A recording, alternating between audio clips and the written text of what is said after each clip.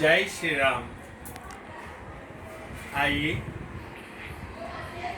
मैं आपको जो मैंने आपको पहले श्लोक सुनाया ना अगले वीडियो में, सीता राम गुणग्राम पुण्यारण्य विहारिणो विशुद्ध विज्ञानो कवीश्वर कपीश्वर, बस इसी में मैं घूमता रहता हूँ। रामायण जी के 7 कांड प्रत्येक श्लोक में बार बार पढ़ने की इच्छा होती है, बार बार पन्नों को उठलाया करता हूँ और स्मरण। देखिए विनोदा भक्ति में ये श्रवणम कीर्तनम विष्णु स्मरणम पाद सेवनम स्मरण, और जो अच्छी बातें हैं उनको ग्रहण करें। आहार शुद्धो सत्य शुद्धि सत्य शुद्धो ध्रुवा स्मृति ध्रुवा लप्ति सर्व विप्र मोक्ष, ये सब चीजें साधन है। और अष्टांग योग में भी यम नियम आसन आहार प्राणायाम धारणा समाधि, और ये जो अंतिम बात जो समाधि है ना, ये हरि की कथा मनन चिंतन करने में इतना आनंद आता है और ये मुझे स्मृति में ले आते हैं। आइए आपको उस अंश की तरफ ले जाऊं। प्रत्येक के जीवन में 3 इच्छाएं होती है, लोकेशना, पुत्रेशना, वित्तेशना। पहली लोकेशना, दानी होते नहीं, दान करने का स्वांग रचते हैं।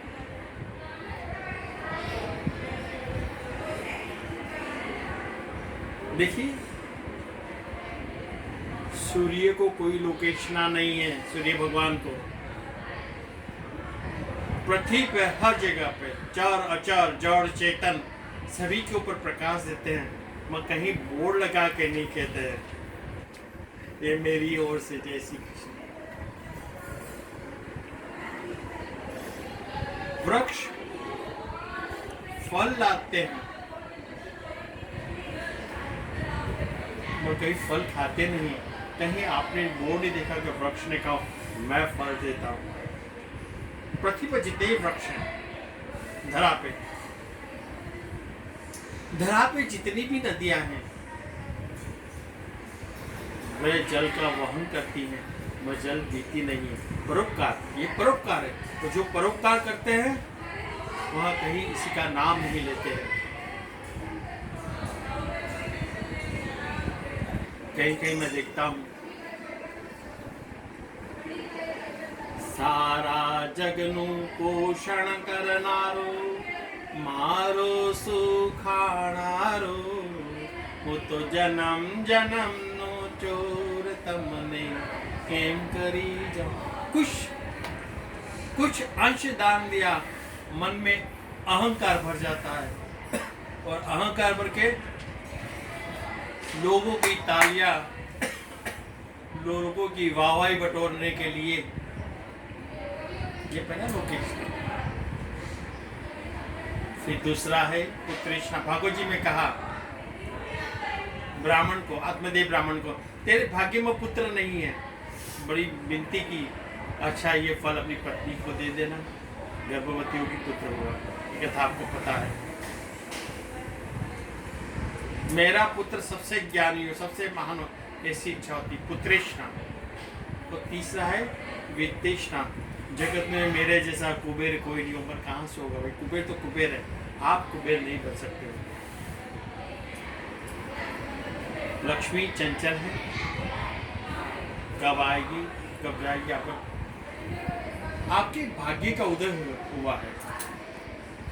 भाग्योदयेन बहुजन्म समाजितेन सतसंग चलवते पुरुषो यदावे अज्ञान हेतु कृत मोह मंदकार नाशे विधायको विवेक।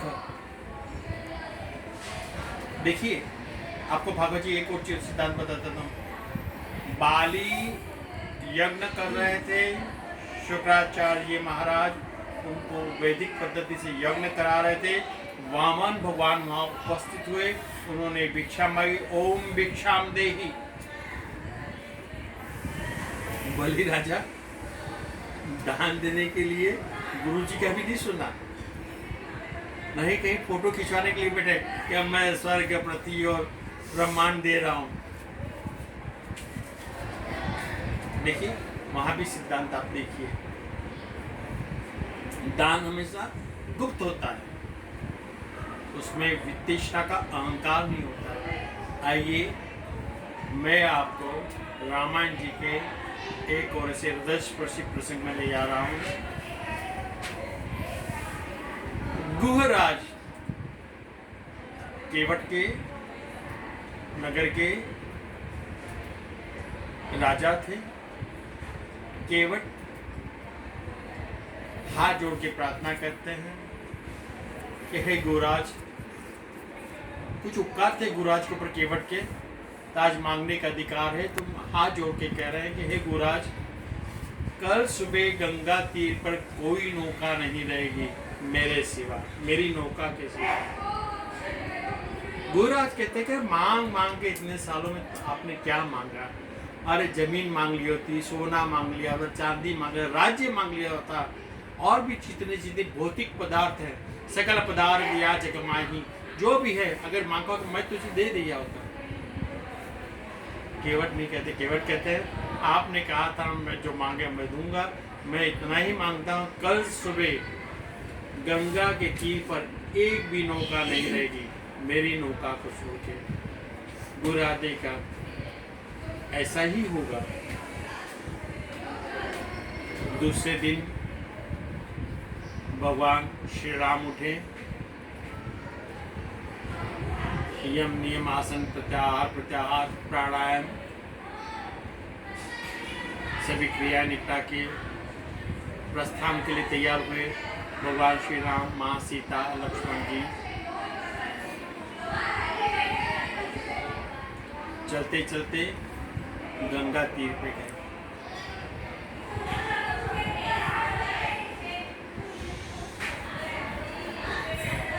गंगा तीर पे जाके देखा तो सिर्फ एक ही नौका थी और उसका नाविक केवट वहां बैठा था। भगवान ने हाथ जोड़ के वंदना की, हे भाई केवट, मुझे उस पार जाना है, मुझे अपनी भी नौका में बिठाओ और मुझे उस पार छोड़ दो, बड़ी कृपा होगी। केवट कहते हैं, हे प्रभु,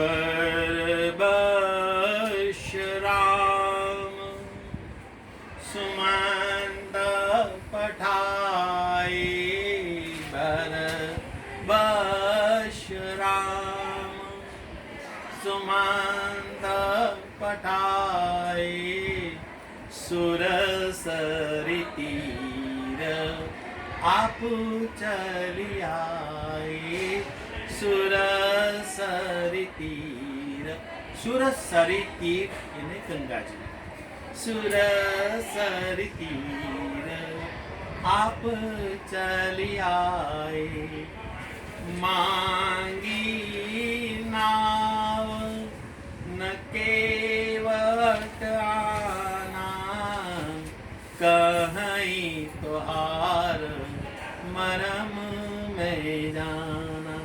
हे राम जी, मैंने ऐसा सुना है, आप जिसको स्पर्श करते हो स्त्री हो जाते हैं। तो मैं गरीब की नौका है, अगर आपके चरण इसको लग जाएंगे तो स्त्री हो जाएगी, मैं खाऊंगा क्या? इसी नौका के सहारे तो मैं जीता हूँ और मेरा परिवार का भरण पोषण होता है। और सत्य तो ये था, केवट की टूटी फूटी नौका थी, जूनी नौका थी। वे नौका में उन्हीं को बैठाते थे, साधु संतों को जिनके पास पैसा नहीं हो, उनको बिठाते और पूरे रस से सत्संग करते और सामने की ओर छोड़ते, और वहाँ से जो दूसरे साधु संत यहाँ आना चाहते थे उनको ले आते थे। उनका यही कृत्य था, यही काम था भगवान की सेवा। इस सेवा की एक प्रकार है, यही सेवा करते थे। राम जी जानते थे। तो राम जी बोले मैं क्या करूं भाई, मुझे तो उस पास जाना है। तो कह ऐसा करो, तो पहले मुझे आपके चरण धोने दीजिए। देखिए केवट बड़े चतुर थे। राम जी के चरण धोने के लिए तैयार हुए। गंगा जी में से जल लेके आए हैं लोटा भर के, और उससे भगवान के चरण नहीं धोए। चरण धोने के लिए तैयार हुए तो केवट के भैया राम जी के धोले भी चरण, और जल्दी जल्दी कर। कि नहीं ऐसे नहीं, कठोर होती है। एक साधन होता है थाली की तरह, जिसमें नौका में जब पानी भर जाता है तो उससे नौका में से पानी निकाल उलेच के डाला जाता है। कि भगवान अगर आपको नौका में बैठना है तो पहले चरण धुलवा दीजिए, और कलश हाथ में है। भगवान के चरण, माँ सीता के चरण ऊपर कलश छोड़ने के पहले कलश ऐसे हाथ में है, नेत्र से गंगा जी यमुना जी बह रही है, उससे ऋषि रामचंद्र जी के दोनों चरण धुल रहे हैं। और भगवान ने बड़े आश्चर्य के साथ सीता की ओर देखा, लक्ष्मण की ओर देखा। सीता जी और लक्ष्मण जी समझ गए नियम ऐसा था, एक चरण की सेवा सीता जी करें और एक चरण की सेवा लक्ष्मण जी करें। आज से ये भक्त मेरे दोनों चरण धो रहे हैं। चरण धो लिए, आप कह रहे हैं भगवान इस थाली में खड़े हो जाइए। भगवान कहिए आप क्या कर रहे हो? चरण धोने की बात थी, मैंने आपकी बात पूरी की। नहीं, आप थाली में खड़े हो जाइए। कठोर में भगवान खड़े हो गए, कठोर उठा के ऐसे ऐसे हिलाने लगे। भगवान कहते हैं अरे मैं गिर जाऊंगा, मुझे डर लग रहा है, मैं गिर जाऊंगा। केवट कहते हैं भगवान अगर आपको भय लगता है, गिरने का डर लगता है, तो मेरे सिर पे हाथ रख दीजिए, मेरे सिर को पकड़ लीजिए, आपका आधार मिल जाएगा। और इस तरह से भगवान श्री राम का आशीर्वाद केवट ने प्रत्यक्ष लिया। आशीर्वाद लेके नीचे उतारा है और फिर नौका में बैठा। देखिए हाँ, नौका में बैठे हुए केवट ने बहुत सारे नियम बता दिए थे, मुझे चरण धोने दीजिए, मुझे ऐसा करने दीजिए, मुझे ऐसा करने दीजिए, मुझे ऐसा करने दीजिए। नौका में सबसे पहले सीता माता बैठी हैं, भगवान श्री राम बैठे हैं, लक्ष्मण जी बैठे हैं और केवट जी बैठे हैं। नौका प्रारंभ हुई और बीच में जाके केवट गोल गोल घुमाने लगा। एक बार, दो बार, तीन बार, चौथी बार जब घुमाया तो लक्ष्मण जी का दिमाग खराब हो गया। है केवट ये क्या कर रहा है, हमें तो उस पास जाना, तो गोल गोल क्यों घुमा रहा है? निकाला उनको, लक्ष्मण जी क्रोध बताता था, निकाला धनुष बाण मारने के लिए तैयार हो गए। भगवान कुछ बोल नहीं रहे, भगवान देख रहे हैं। भगवान को भक्त पे विश्वास था कि लक्ष्मण का जो ये अहंकार है ये भक्त तोड़ेगा।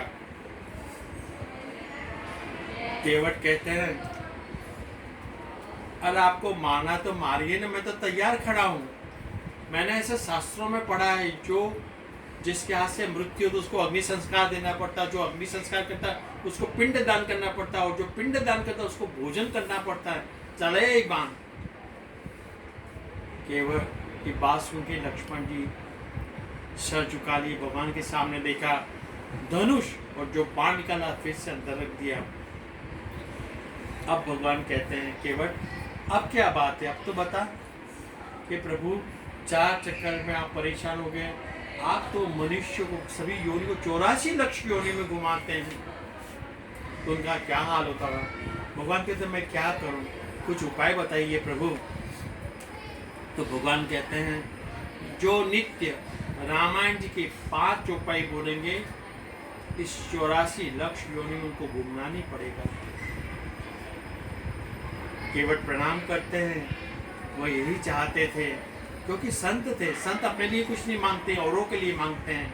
और नौका को सामने किनारे ले गए और सबसे पहले माँ सीता उतरी, भगवान श्री राम उतरे, लक्ष्मण जी उतरे और अंत में केवट उतरे। अब देखिए, यहाँ तो केवट मांग रहे थे ऐसा करने दीजिए, ऐसा बहुत सारे नियम लगाए थे मेरी नौका में बैठने के लिए। अब यहाँ नौका गंगा पा के हृदय भी पार हो गया, हृदय भी पवित्र हो गया।